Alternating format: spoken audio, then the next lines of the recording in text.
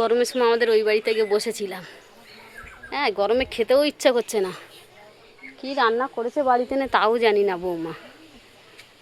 ওই গাছের তলায় গিয়ে বসেছিলাম, আর চারিদিকে রোদ্দুর, কি অবস্থা।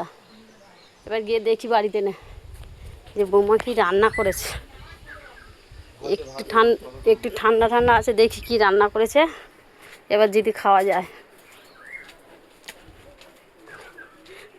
এখনো কি রান্না করেছে তাও জানি না, খুলে দেখি।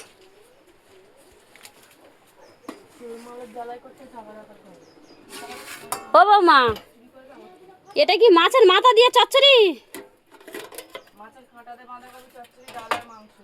ও, মাছের কাঁটা দিয়ে, বাঁধাকপি দিয়ে চচ্চড়ি, পুঁইশাক ডাঁটা দিয়ে, আর মাংস, আর ভাত করেছে, আর আর একটা কি ডাল করেছে। যাই হোক, এই গরমের সময় মাংস, মাছের মাথা এসব ভালো লাগে, তা বৌমা করে রেখেছে। খাই, লোভ সামলানোও যায় না। যার যাতে অসুবিধা হোক না, কিন্তু এইসব রান্না দেখে কেউ চুপ করে থাকতে পারে? আমি তো বাবা পারি না। আমি এক্ষুনি, ও বাবা ভাত দাও, ভাত দাও। আমি বাবা খেয়ে নিই, যা হবে আবার পরে দেখা যাবে।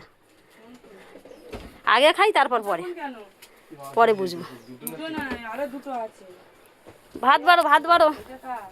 এতক্ষণ আমি ওই জন্য ওই বাড়িতে তোমার শ্বশুরটা কাজ করতে, আমি গাছতলায় গিয়ে বসেছিলাম। ভাত বাড়ো।